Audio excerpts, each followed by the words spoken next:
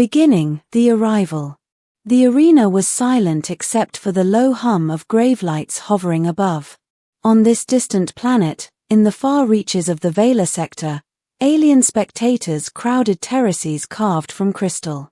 Among them was Serena, heir to the royal house of Zythera, her eyes glowing faintly with bioluminescence that mirrored the pale light of the distant twin suns.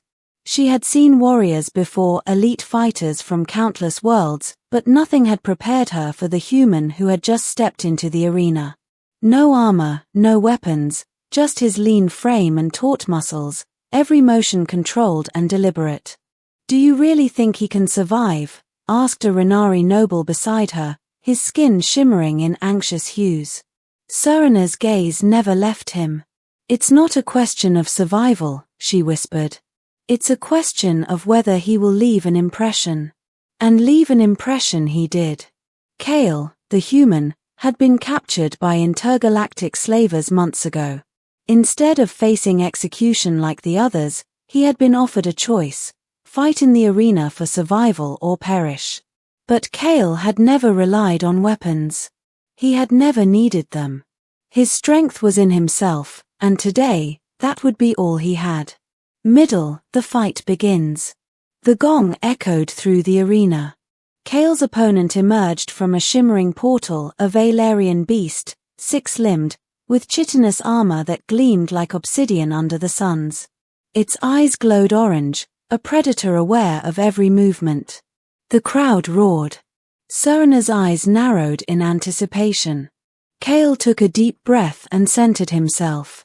The hum of the grave lights and the distant chants faded from his mind. There was only the creature and him. The beast lunged. Kale sidestepped, grabbing one of its forelimbs and twisting it with precise leverage, throwing the monster off balance. The crowd gasped. He moved with a combination of martial skill and intuitive agility, every strike calculated, yet fluid, like water flowing around rock. Serena's heart raced.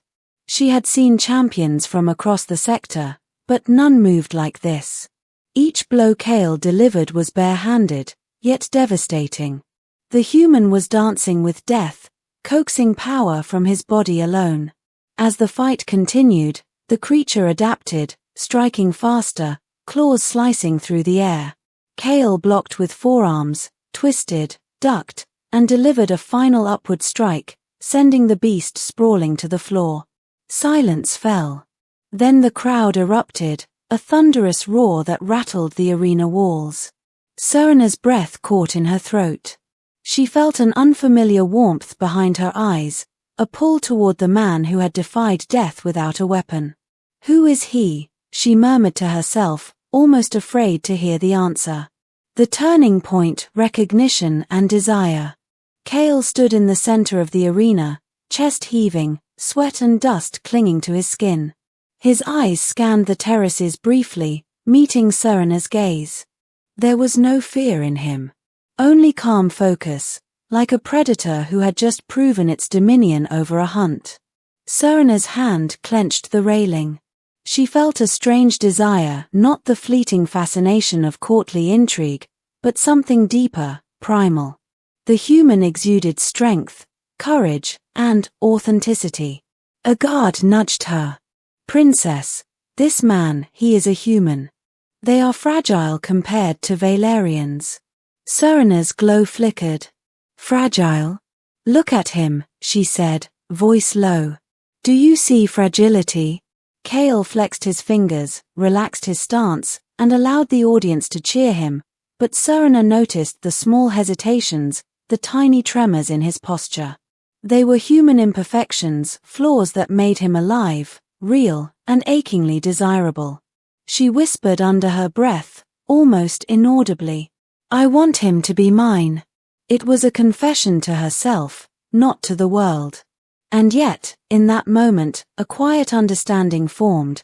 Kale had survived without weapons, without assistance, and without compromise. That made him unlike anyone she had ever known. The challenge, politics, and conflict. But desire rarely exists in a vacuum in Serena's world. As soon as Kale's victory became known, the political factions of Zythera stirred. Some demanded the human be claimed as property of the royal house, a prize for Serana's favor. Others argued he must be executed. No human had ever defeated a Valerian beast alone, and such anomalies were dangerous. Serana, for the first time, made a decision that was both bold and reckless. She descended to the arena floor herself, glowing softly, her robes floating as if buoyant. "Kale," she called, voice amplified by the arena's resonators. "Step forward." The human obeyed, cautious but unafraid. The crowd whispered, the nobles bristled, and the guards tensed. "You have won your freedom in combat," Serana said, stopping just a few feet from him. "But the law of this planet demands that you be claimed, or eliminated. And she hesitated, swallowing hard. "I claim you for myself." Kale blinked, processing the words. "Claim me?" he asked. His tone was calm, but curiosity and caution mixed in his eyes.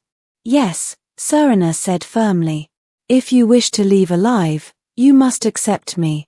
The arena erupted in murmurs. The nobles shouted objections, and the Valerian beast watchers muttered curses, but Serana didn't flinch. She had seen something in Kale no one else had, strength paired with integrity, courage paired with humanity. The struggle, Kale's choice. Kale considered her words. He had been a slave, a fighter, and a survivor. He had trusted no one, and yet here was someone, a princess no less, willing to risk everything for him. He wanted nothing from her, yet he felt something stir within.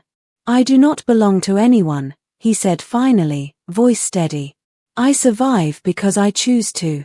Not because of law, not because of royalty, and certainly not because someone desires me." Serana's eyes softened. "Then choose me," she whispered. "Not because of law, not because of power, but because you want to. Because you see me." Kale's jaw tightened. The arena had shifted from a battlefield of beasts to a battlefield of wills. Around them, the nobles bristled, guards readied their weapons, and yet Kale remained calm, centered. He took a step closer to her. "I fight for survival," he said. "And if I choose you, it will be because survival alone is meaningless without someone to share it with." Serana's heart raced. The words were not what she had expected, and exactly what she wanted. Climax, the secret test. Suddenly, alarms sounded throughout the arena. The ground trembled as a second beast, larger and more dangerous than the first, entered the field. The nobles screamed, and the crowd panicked. This was a test, the ultimate challenge, both political and martial. Kale squared his shoulders. Serana could see him assessing the beast, reading its stance, its weaknesses, just as he had before. And yet, this time, he glanced at her once and she saw it, determination not only to survive, but to protect the one who saw him as more than a monster or fighter. The fight was brutal. Kale used his environment, his agility, and every ounce of skill. The human fought not for freedom, not for prize, but to prove that he could face danger without losing himself. The final blow sent the beast crashing into the energy shields of the arena.